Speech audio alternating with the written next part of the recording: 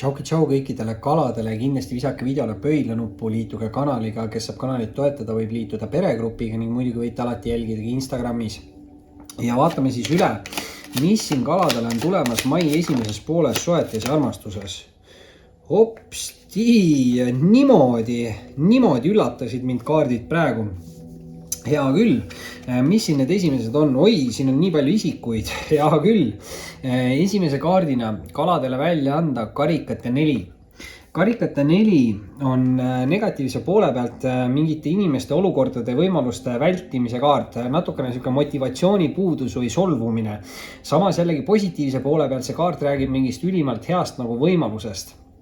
Et see kaart tegelikult ütleb siin nagu seda, et kui te väldite kõiki võimalusi või pakkumisi, mis teie suunast tulevad, siis te võite maha magada mingi väga hea võimaluse või pakkumise. Igal juhul kalad tasuks siin silmad ja kõrvad lahti hoida.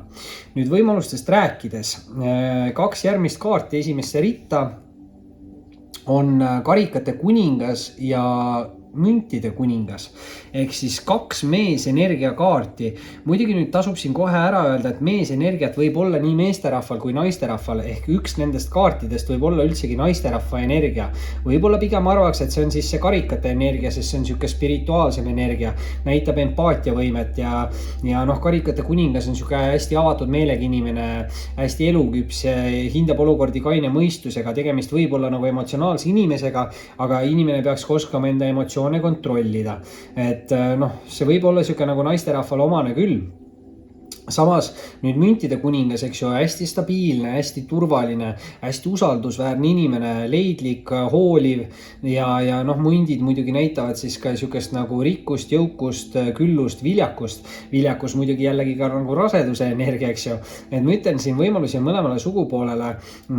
Võite siin saavutada ise sellise energia, keegi võib siin vahetada energiat, et minna ühest energiast üle teise või vastupidi siis. Et nii meesterahvad kui naisterahvad, et mõlemale poolele võib kumb kaart siin tähendada ka siis seda austajat, partnerit või lähedast inimest.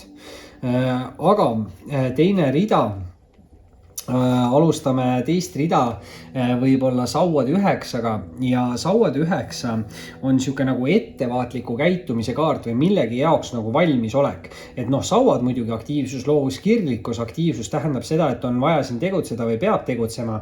Aga see kaart räägib rohkem nagu mineviku vigadest õppimisest. Et kuna ta on siuke natukene ärev kaart või valmisoleku kaart, et ta ei ole üldse negatiivne kaart, et sauad 9 on positiivne nagu kaart ja positiivne just sellepärast, et ta ütlebki, et keegi on õppinud siin mineviku vigadest ja see kaart nagu ütleb, et kui teie ellu peaks tulema mingi teatud muutus siis või tekkima mingi samalaadne olukord, mis oli minevikus, siis tegelikult te juba teate, kuidas käituda, te teate, kuhu suunas te peate liikuma. Ja nüüd eelviimase kaardina on teile siin välja anda ka karikate paas.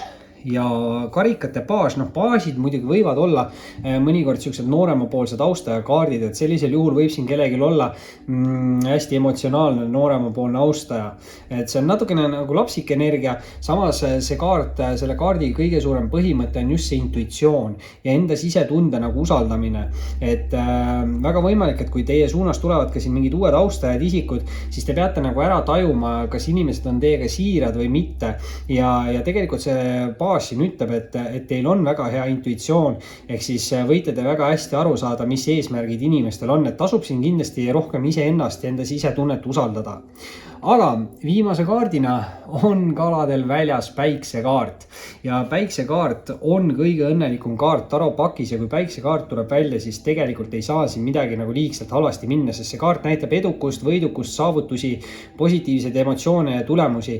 On need siis ükskõik millised sidemed või suhted, on need sõprussidemed, töösidemed, armastussidemed. Muidugi nüüd tööolukordades võite tähendada mingid palgatõuse, ometi kõrgendusi, eks ju, suhtes olevatele inimestele võib ta tähendada just siis mingid järgmisi etappe suhetes, lapse saamist, abielu kokkukolimist ja muidugi ka sõprussuhetes võib see tähendada mingid arenguid või siis nende sidemete tugevnemist. Et igal juhul, kui päiksekaart tuleb välja, siis midagi nagu väga halvasti siin ei saa olla ja tegelikult ei ole meil siin laual ka ühtegi negatiivset kaarti, et kõikidel kaartidel on alati natukene mingi negatiivsem pool, aga selles lugemises võib-olla see karikate et 4 on natukene niisugune solvumise või isiklikult võtmise kaart, aga samas ikkagi tegelikult positiivne kaart, mis räägib heast võimalusest. Ja tegelikult väga mõnus on lõpetada seda tänast lugemist selle päiksekaardiga. Kartsin, et telefoni hoidjal saab aku tühjaks ja natukene kiiremini pidin kõikidele tähtkujudele neid lugemisi tegema, aga sain hakkama. Saime tehtud, kalad, aitäh teile ja loodan, et see päikseenergia toob siis teile hästi palju positiivseid tulemusi. See oli siis selleks korraks teie suhted armastus lugemine. Kindlasti visake pöidlanuppu, liituge kanaliga, kes saab kanalit toetada, võib liituda peregrupiga ning muidugi võite alati jälgida ka Instagramis. Oli meeldiv ning kohtume varsti taas.